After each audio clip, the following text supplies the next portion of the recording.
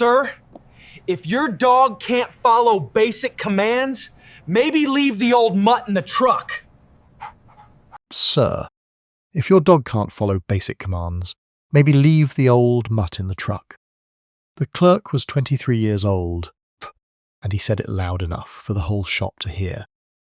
The man at the used rifle rack was 76, and he didn't even turn around. His greying German shepherd sat rigid at the counter, locked onto the back wall like a statue carved out of patience, refusing every command, every whistle, every snap of the clerk's fingers. The clerk laughed. "I think the old mutt's broken." 20 minutes later, the owner of that gun shop was on his knees in front of that dog, white as paper, reading a faded patch on a worn working vest at Winnie's. And what he saw on that patch would bring a 57-year-old promise back from the grave. If you believe age never erases honour, type honour in the comments. The bell above the door of Mercer's gun and pawn had a particular sound, a thin brass note that hung in the air a half-second too long, and on that grey Tuesday morning in late October, it announced a man named Walter Reese. He came in slow, the way he did everything now, one hand on the doorframe, the other wrapped loose around a leather lead that had been oiled so many times. Over so many years it had gone the colour of strong coffee. He was tall once. You could still see it in the architecture of him, the long bones, the wide shoulders that had folded inward with the decades like a barn settling into its foundation. He wore a canvas jacket gone soft at the elbows, work boots with the heels worn to a slant, and a ball cap with no insignia at all, which in a town like Calder's Gap, Tennessee, was its own kind of statement. Because every other man his age wore his war on his hat, Walter Reese wore nothing. He never had. At the end of that coffee-coloured lead walked a German shepherd, big-boned and dignified, the black of his saddle gone silver at the edges, fur around his muzzle frosted white like the first hard morning of November. The dog wore a working vest, olive drab and sun-faded, stitching repaired in places with the small, precise loops of a man who had sewn things in the dark before. The dog's name was Bear, and he moved the way his owner moved, deliberate, economical, nothing wasted, his hips a little stiff, but his eyes missing absolutely nothing. They crossed the threshold together. Man and dog, in step without trying to be, and the fluorescent lights hummed over the glass cases. The smell of the place rolled over them both.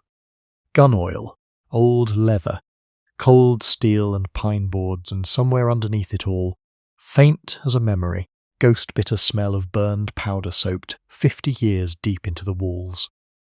Walter Reese paused 2 steps inside the door. Something moved behind his eyes, fast as a fish under ice, there and gone. He had walked into 1,000 rooms in his life, knowing exactly where every exit was without ever appearing to look.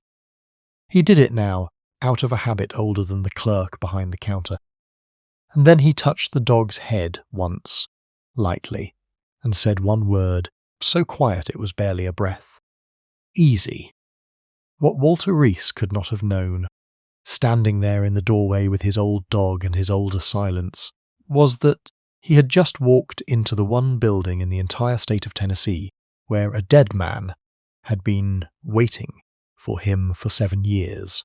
The shop occupied the bones of a 1940s hardware store on the corner of Main and Tilden. And Dale Mercer had kept the original floors, planks worn into pale rivers, where 80 years of boots had travelled the same paths. Glass cases ran in an L along 2 walls. Pistols laid out on green felt like jewellery. Behind the register stood the long rack of used rifles, bolt guns and lever guns, and a few black rifles, each with a yellow tag hanging off the trigger guard on a loop of string. And on the back wall, up high, between a yellowed Tennessee flag and a no loitering sign, that had been a joke for 30 years because half the town came here precisely to loiter, hung a single framed photograph, black and white, the size of a window. Most customers never looked at it twice. Tuesday mornings were slow. Tired postman named Gerald sat in the corner by the coffee pot, working on his third cup, telling nobody in particular about his daughter in Memphis. The clerk behind the counter was Cody Pruitt, 23, Dale's sister's boy, 4 months into the job, and certain he knew everything worth knowing about firearms, because he had a phone and an algorithm that agreed with him. Cody was good with the register and bad with people over 50. He had a habit of explaining things to men who had forgotten more than he would ever learn, and he did it with a smile, which somehow made it worse. Dale himself was in the back room, doing what he did every Tuesday, going through inventory he didn't need to go through. In a room he kept locked, where a green footlocker sat under a workbench with a name stenciled on the lid in white paint. Dale was 54, heavy through the chest, beard going grey, and a man who had spent his whole life in the long shadow of a father he had worshipped and buried, and never quite finished talking to. The bell rang its thin brass note. Cody looked up, saw an old man and an old dog, and went back to his phone. Gerald raised his cup in greeting and got a small nod in return. And Bear, the greying shepherd, lifted his nose, pulled one long current of air through it, and stopped walking so abruptly that the lead went taut. His ears came forward. His whole body changed, age falling off him like a dropped coat, and he stared past the counter, past Cody, at the high back wall of the shop, as if something up there had called him by name. None of them, not the clerk, not the postman, host, not the old man holding the lead, had any way of knowing that the dog was the only one in the room who had already solved the mystery, and that everything that happened in the next hour would just be the humans catching up. Walter let the lead out a foot and watched his dog. 40 years of training animals had taught him that a dog never lies, that a dog is incapable of it, and that when a good dog tells you something, listen, even if you don't understand the language yet. Bear walked to the counter, sat down square in front of it, lifted his head toward the back wall, and went still. Not the loose stillness of a tired old animal.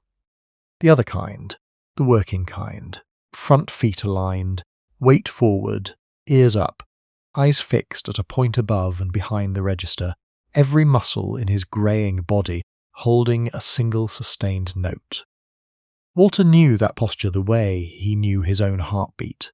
It was a trained final response. It was an alert. The dog was telling him, plain as speech, I found it. Walter had no idea what. Ought it. Possibly be in a small town gun shop 100 miles from anything that connected to either of their lives. Bear, he said quietly. Heel. The dog's ears flicked, registering the command, acknowledging it and refusing it.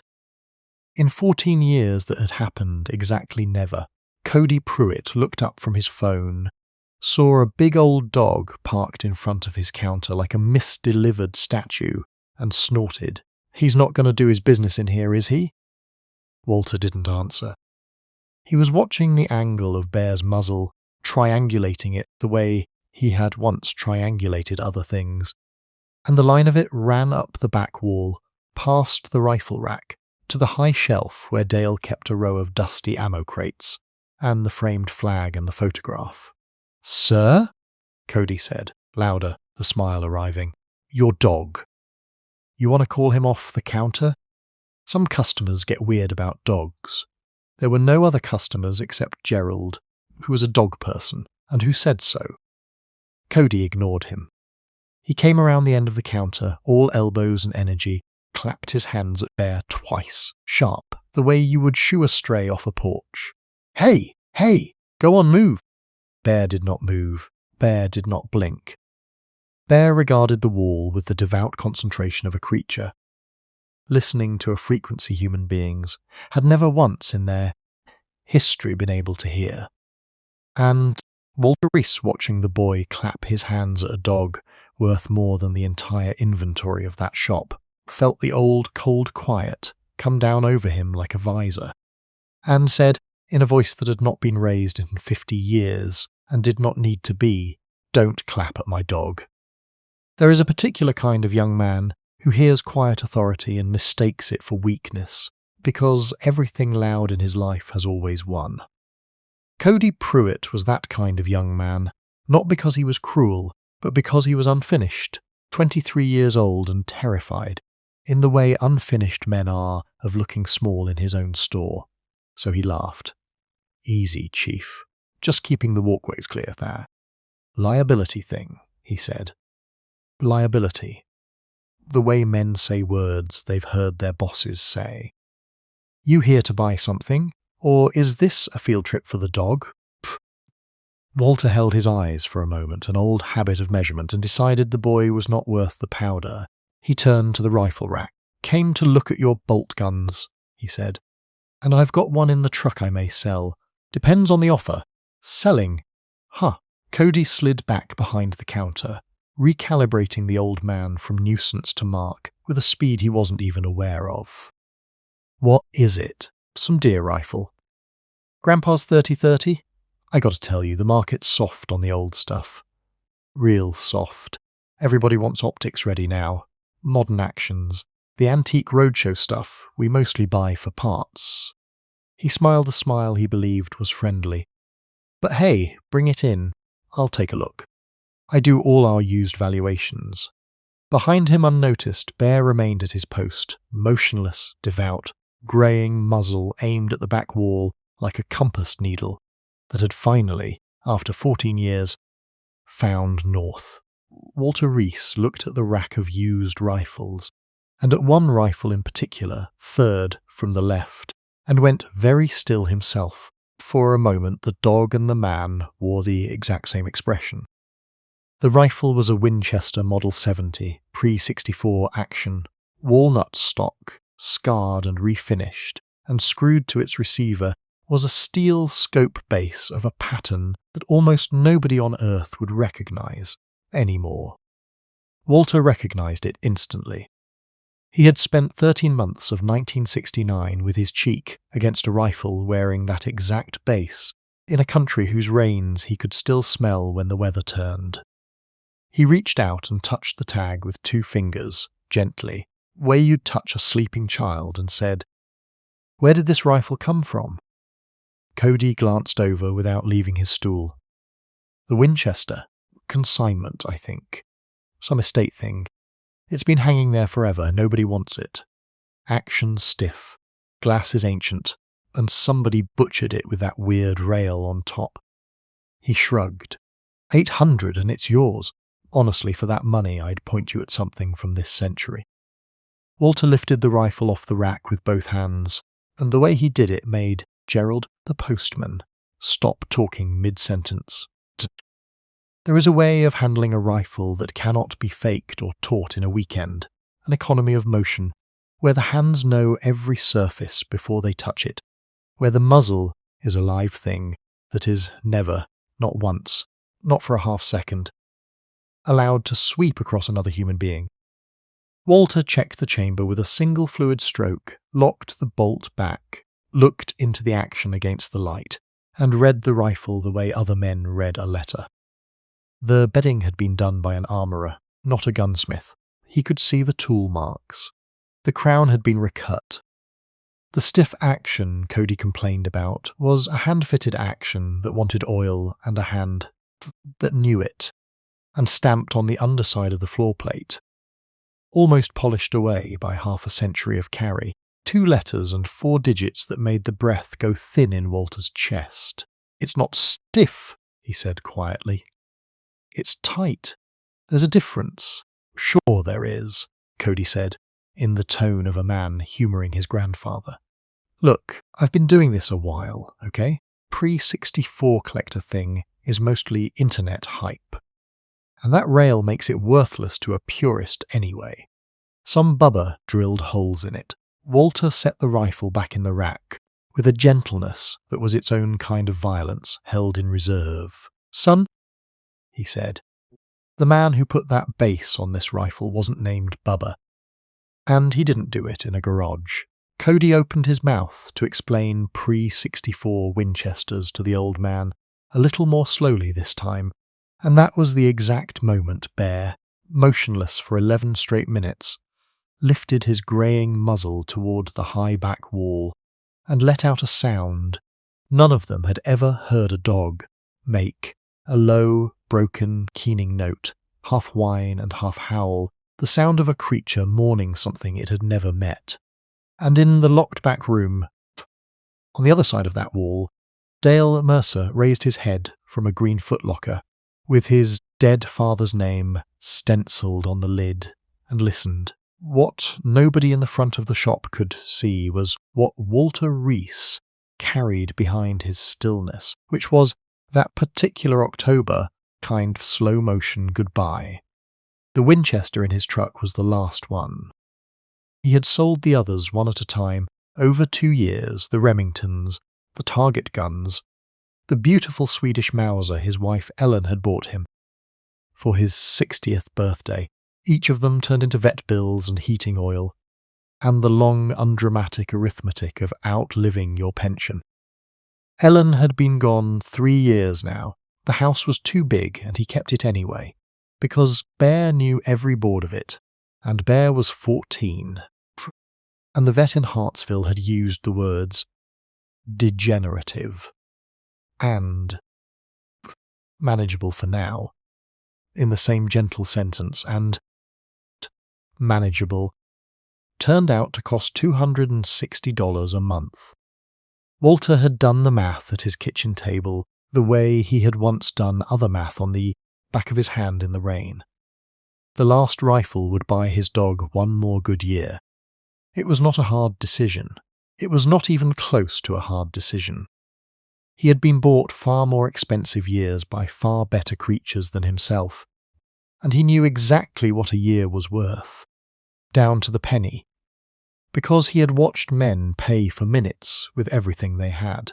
He thought about Ellen as he stood at the rack, the way she used to stand in the kitchen doorway. When he came back from training dogs in the field, wiping her hands on a towel, saying, every single time, same words for 41 years, "Both of you wipe your feet," he thought, as he did most days. In a brief flash he had long ago stopped fighting, of monsoon rain on a poncho liner, and a younger dog's breathing in the dark. Steady as a metronome, the only clock that mattered. Gerald the postman appeared at his elbow with a styrofoam cup. "Coffee's terrible," Gerald said, "but it's free." Walter took it. "Thank you. That's a fine animal," Gerald said, nodding at Bear, still sitting his strange vigil at the counter. "What's he looking at?" Walter studied his dog for a long moment. The silvered muzzle, the unwavering line of his attention, and answered with the only honest thing he had. "Something I can't see yet. It was the vest that did it." Bear shifted his weight, at last after 12 minutes, not abandoning his post, but resettling into it, the way an old soldier eases one knee without leaving his position, and as he moved, the worn, olive-drab vest swung forward on his shoulders, and the patch on its left panel caught the white fluorescent light. The patch was faded almost to ghost colours, its embroidery furred with age, its edges resewn more than once with those same small precise loops. Cody, leaning over the counter to see what the dog's problem was, looked down at it and frowned. "What is that like?" "A costume thing," he said. "You can't just put military patches on a dog, man. Stolen valor's a real thing, you know." The shop went quiet. Gerald lowered his coffee.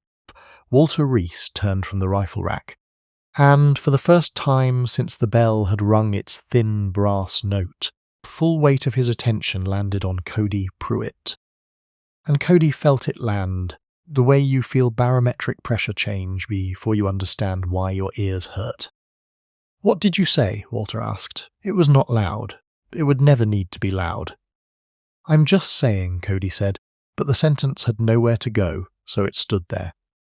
"That patch," Walter said, "was given to me by a 22-year-old sergeant from this state." In a country you've never been to, in a year your father wasn't alive for. It has been on the vest of every dog I have trained for 50 years. 7 dogs have worn it. This is the 7th. He bent slowly, his knees declaring their own history, and laid one hand flat on Bear's shoulder, on the patch. And every single one of them, he said, better behaved than you.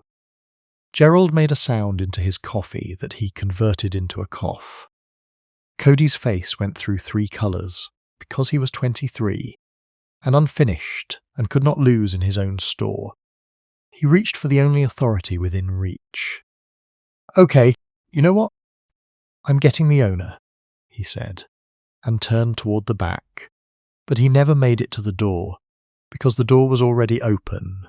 Dale Mercer was standing in it, and Dale Mercer was staring at the dog. He had heard the howl through the wall. He had come out to see about a dog. But he wasn't looking at the dog the way a shopkeeper looks at a dog. He was looking at the vest.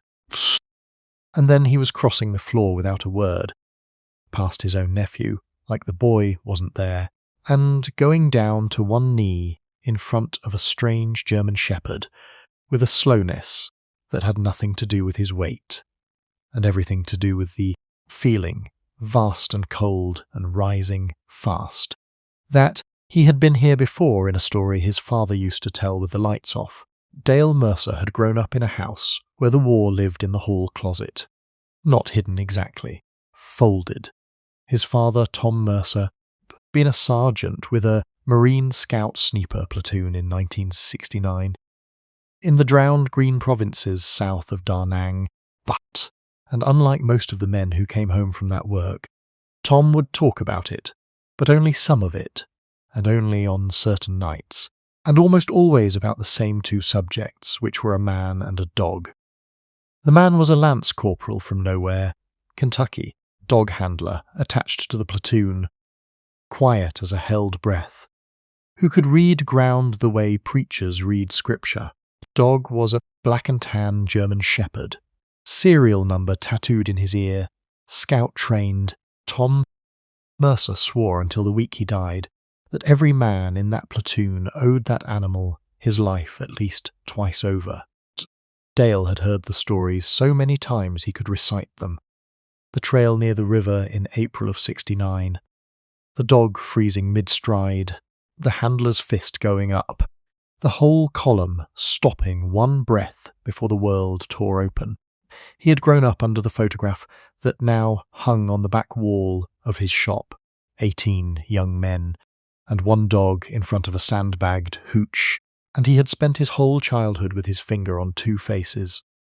In that picture, his father, grinning, helmet tilted back and beside him, half a step apart from everyone the way he always stood, the lean young handler with the lead wrapped twice around his fist. Now Dale knelt on the oak floor of his own store, in the smell of gun oil and burned coffee, and took the faded patch on this old dog's vest between his thumb and forefinger, and read it. The embroidery was ghosted, but he didn't need the colours. He had a sharper copy of this exact patch upstairs in a frame, and another in a green footlocker 20 feet behind him, and the words under the faded scarlet and gold lock-up said 1st Marine Division. The hand-stitched rocker below it, non-regulation, platoon-made, the kind of thing 18 kids had run up in a Da Nang tailor shop for $10, said Scout Snipers. 5 teach Marines, and below that, smallest of all, a single word that Dale Mercer had heard 1,000 times in his father's voice, and never once expected to read in his own store. The word was smoke. Dale's hands began to shake. He looked up past the dog at the old man standing by the rifle rack with a styrofoam cup of terrible coffee, and he heard himself say, in a voice that belonged to a much younger person, "Sir, where did you get this patch?" Walter Reese looked at the kneeling man for a long moment before he answered, and when he did, his voice had gone somewhere else, somewhere with weather in it. "It was made for me," he said, "in 1969, by the men I served with." "The 5th Marines," Dale said. Scout Sniper Platoon. Out of an Hoa. Yes, April of 69. The Arizona Territory. Walter set the coffee down on the glass case very carefully, because his hand had decided not to be trusted. "Son," he said. "Who are you?" But Cody Pruitt, standing forgotten by the register, chose that moment to find his voice again, because the silence was unbearable to him, and because he still, even now, did not understand what room he was standing in. "Uncle Dale, come on," he said, half lowering, the laugh of a man trying to drag the temperature back up. "Anybody can sew a patch. You can buy that stuff online. The guy was just trying to lowball me on a wall-hanger Winchester. And now he's got you kneeling on the floor. It's a sales act. The dog thing's probably part of it. They train them to." "Cody." Dale said the name without turning around, and the word came out flat and final. Door closing. "Go flip the sign to closed. It's 10:30 in the morn."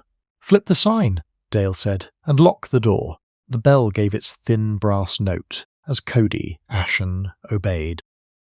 And Gerald the postman set down his cup and stood up out of his corner chair, because 70 years of small-town life had taught him precisely, when something was about to happen, that he would be retelling for the rest of his days. Dale rose off his knee, never taking his eyes off Walter, and what was rising in his chest now was so large he had to breathe around it. "My name is Dale Mercer," he said. The old man did not move. Nothing about him moved, and yet everything about him changed, the way a field changes when the wind dies. And Gerald would say later that he watched 50 years come off the man and land on him at the same time. "Mercer," Walter said. The name came out of him like something pulled from under a floorboard. "Tom Mercer's boy." "Yes, sir." Walter's eyes went, last, where his dog had been looking for half an hour. Up the back wall, past the flag, to the photograph.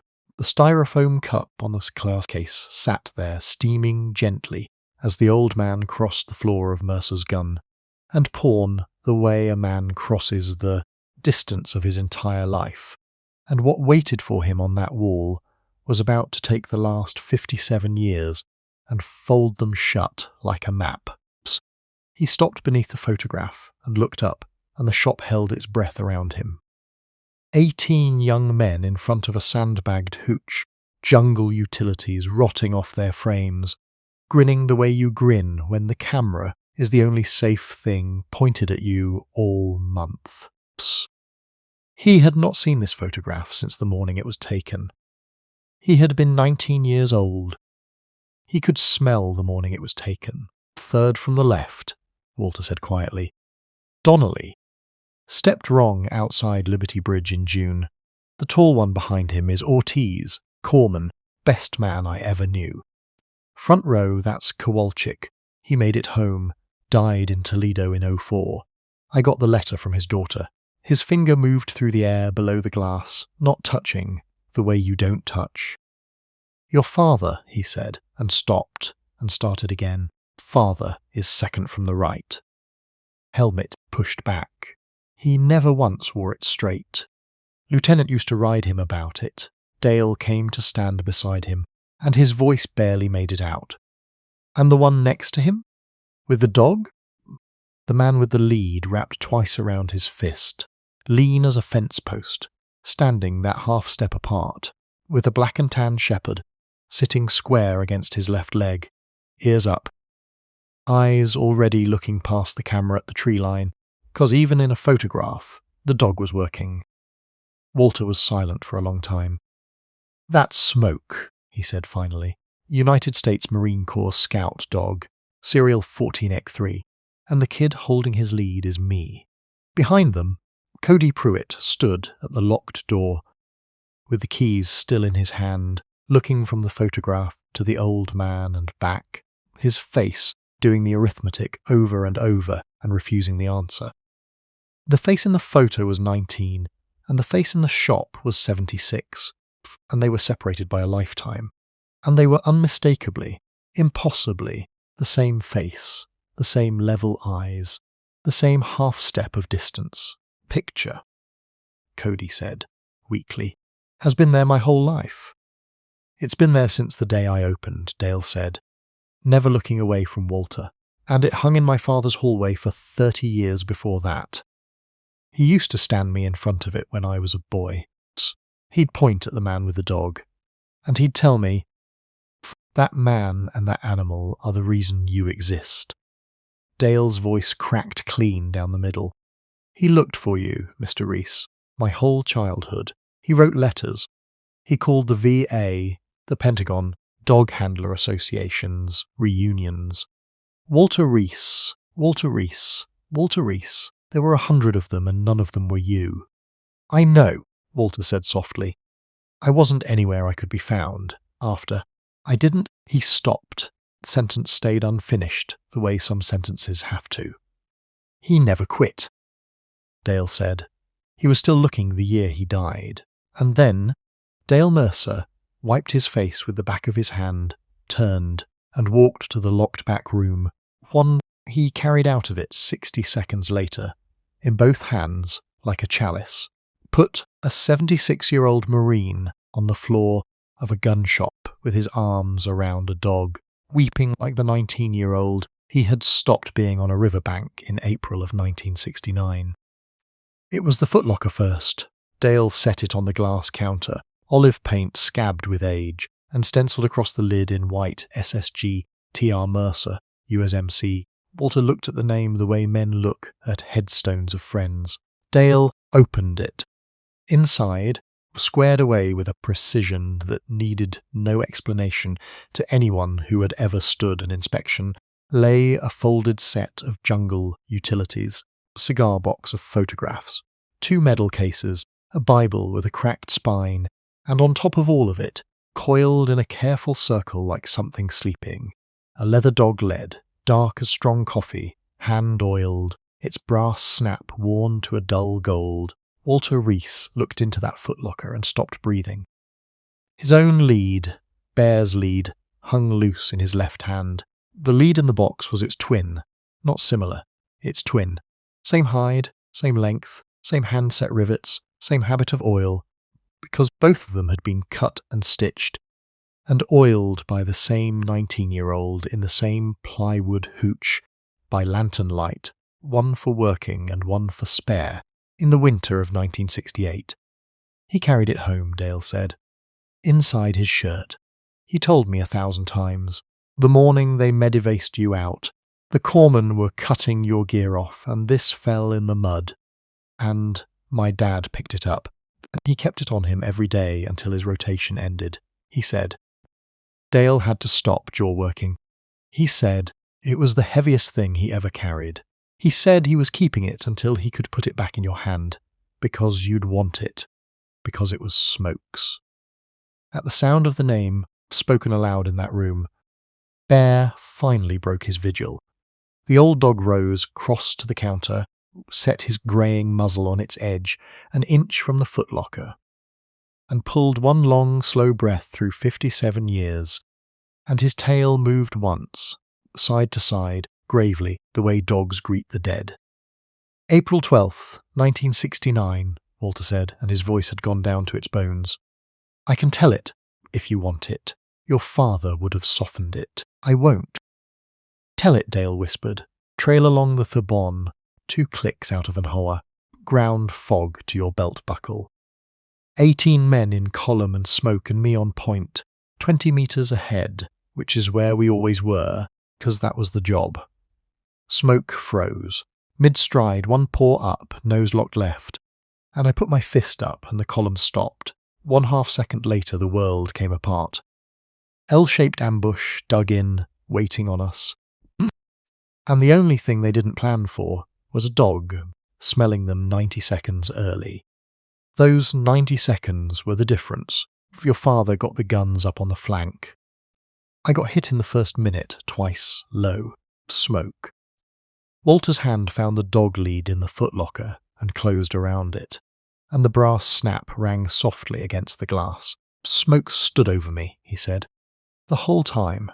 They will do that, if they love you. He stood over me in the open, and he never moved, and he was hit. He still never moved.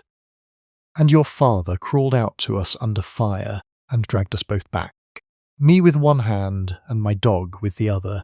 Smoke died on the Medovic bird, with his head on my chest, and the last thing I ever did as a United States Marine was bleed on him and tell him, "Good boy," until they put me under in Da Nang. The shop was absolutely silent. Gerald, the postman, stood with tears running openly into his collar. Cody Pruitt had not moved in 4 minutes. The keys hung forgotten in the door. 18 men walked into that ambush, Walter said. 18 men walked out. Your father got a bronze star for it, and wrote me in the hospital that it belonged to the dog. I never wrote back. I have spent 57 years not writing back.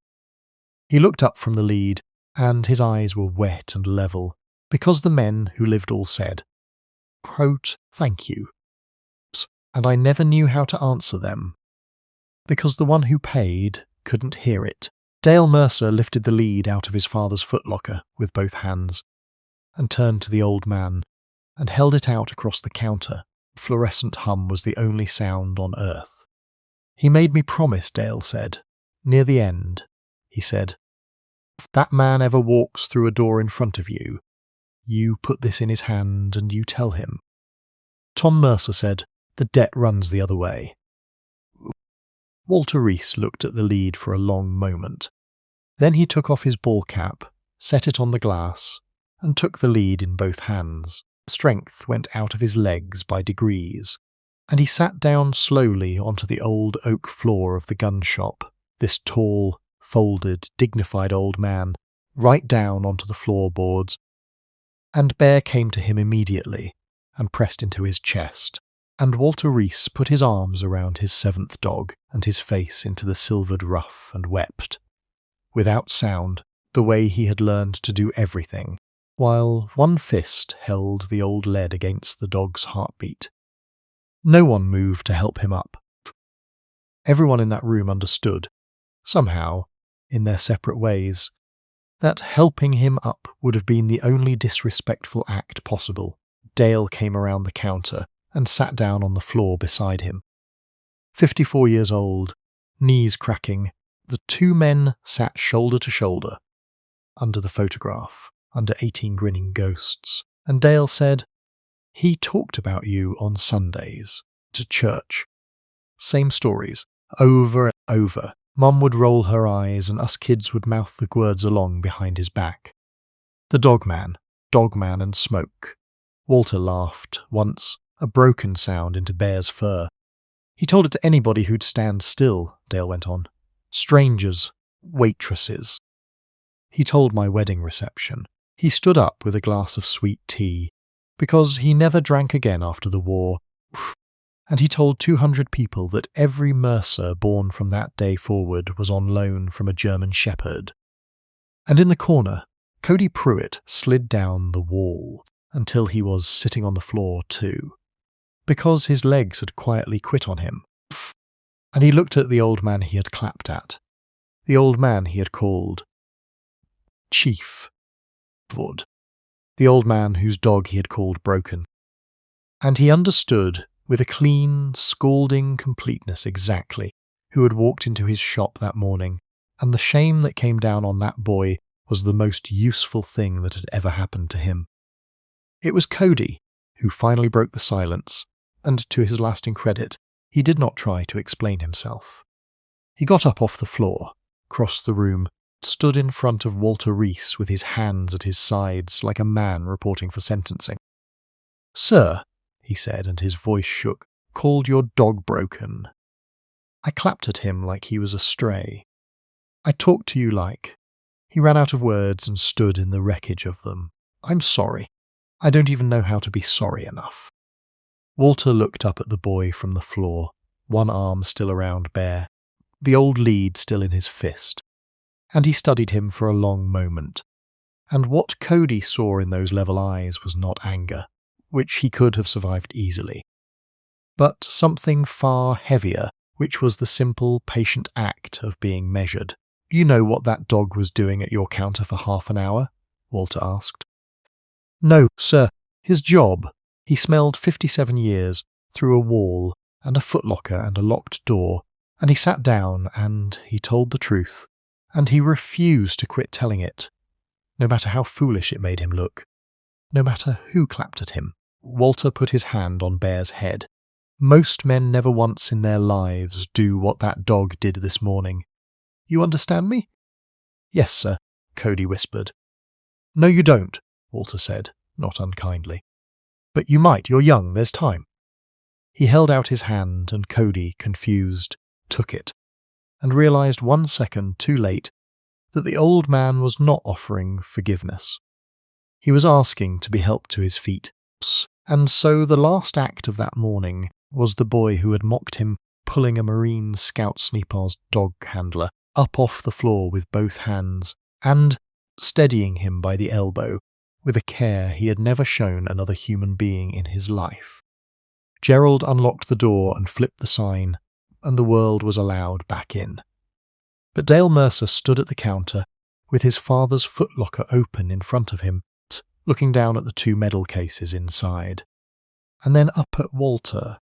And there was one more thing in that box, one thing his father had made him swear about, a sealed envelope with a single word on it, in a dead man's handwriting. Dale had been waiting 30 years to find out whether he would ever get to deliver it. The envelope said Reese. The paper had gone the colour of weak tea, and the seal had never been broken. Tom Mercer had written it in 1996, after the first reunion, when nobody could find the dog man, and he had resealed his will twice over the years, but never this. Walter took it to the corner chair by the coffee pot, put on a pair of dollar store reading glasses, and the shop pretended to go about its business, and did not. Nobody ever learned everything that letter said. Walter never offered, and no one ever asked. But Gerald, who was nearest, swore that the old man read it 3 times, and that at one point he laughed out loud, one short bark of joy in a voice rusty with grief, and that when he finally folded it away inside his canvas jacket, over his heart he sat for a while with his hand flat on Bear's back, and his eyes closed, and his lips were moving, and whatever he was saying, he was not saying it to anyone in that room. What changed after that morning did not happen, all at once, because real things never do, happen the way water moves through ground. Dale would not hear of buying Walter's last rifle. Instead, he pulled the old Winchester with the strange steel base off the used rack. The one that had hung there unloved for 2 years.